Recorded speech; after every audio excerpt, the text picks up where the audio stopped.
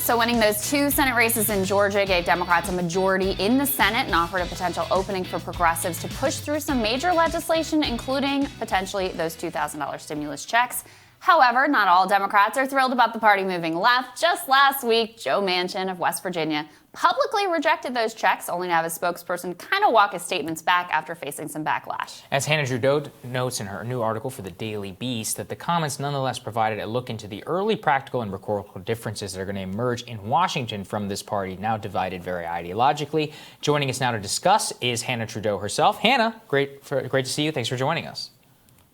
Hi, guys. Hey. Okay, so Hanna, first of all, Happy New Year. And second, congratulations. This is your new beat covering kind of the differences on what's going on. So lay out this battle line, because as you write and I predict as well, this is going to be one of the biggest fault lines in all of Washington.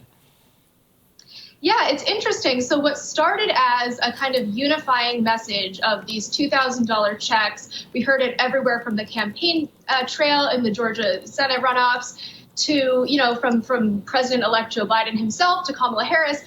The Democrats, seemed united around the idea of this increase, significantly increased from $600, idea of a $2,000 check, until, as you mentioned, West Virginia Senator Joe Manchin, who last week kind of indicated that he wasn't going to be totally on board with it. Now, like you said, his spokesperson sort of walked back the statements that he made, which were basically saying absolutely not, was the quote that he told the Washington Post when asked about the idea of the increased check, kind of walked it back and said, no, the first thing that the senator has on his plate is getting vaccine distribution. So, addressing COVID in that way first, then we'll talk about the idea of a $2,000 check.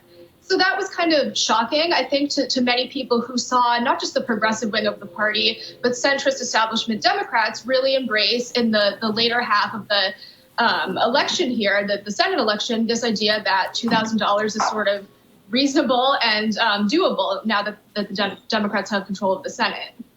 Hanna, what did you make of the reporting of how involved Bernie Sanders has been with Joe Biden helping to craft this stimulus deal, both in terms of the checks, but also some of the other provisions, including a potential temporary emergency universal health care?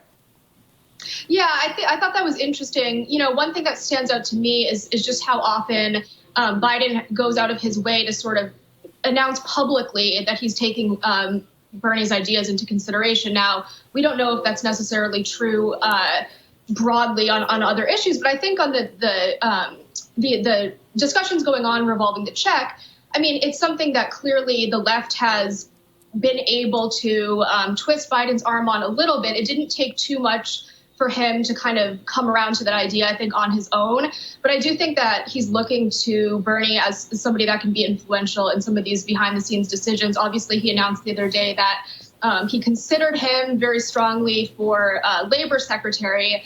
And then they both decided that given the slim majority in the Senate that they would that he would be best to stay in Vermont.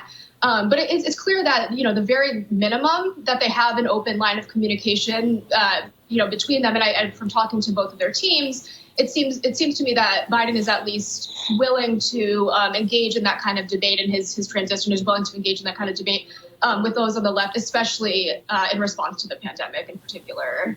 Mm-hmm. Well, here's one thing I'm curious about, Hanna. What does it look like in terms of the Biden team and is it basically of like feelings? Is there still a lot of animosity in terms of working together in order to get some stuff done? How are the people within the Biden administration themselves looking at this?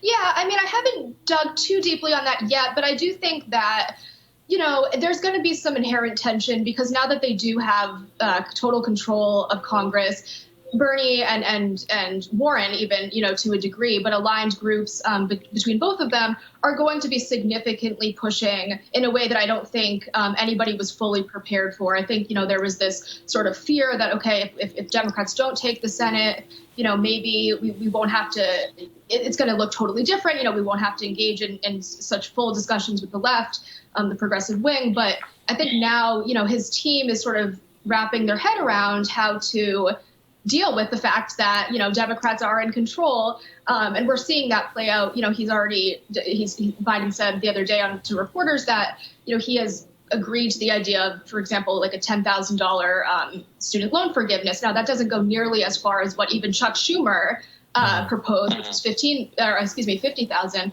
And certainly what Bernie would hope for. But it's something that I think we're starting to see a little bit of those progressive policies at least infiltrating the public statements that Biden's making. Now, obviously, that's just rhetoric so far. Yeah. And Schumer's role is interesting in this. I mean, that push that he made for $50,000 in cancellation aligned with Elizabeth Warren on that was a bit of a signal, in my view, that he actually is worried about a potential primary threat from his left. AOC hasn't ruled out running in the primary against Chuck Schumer. So, look, I don't know how serious that threat is, but he's clearly trying to cover his left flank. Do you think that will play into his decision-making also about how he runs the Senate? Yeah, I think that's a really good point. I mean, I've seen a lot of discussion around, was that just sort of something that he threw out there knowing that Biden would never go for it and his colleagues in the Senate would never go for it, except for maybe a few people. And I think that's a really interesting question. We'll see the developments play out, but I think it will be definitely interesting to see if Schumer kind of rhetorically and in his actions moves in a more leftward direction, like you said, given in mind the potential of that challenge. I think that would come as a huge shock to a lot of his more conservative, allies in the Democratic Party. But I do think that will be quite interesting to watch because it will certainly, be a boon to the left's credit in terms of their ability to, maybe for his own selfish reasons, maybe not, but his ability to move in a direction that has been, wildly popular on a lot of issues. Yeah, really good point. Great to see you, Hanna. Thank you so much. Thanks, guys. We'll have more Rising for you after this.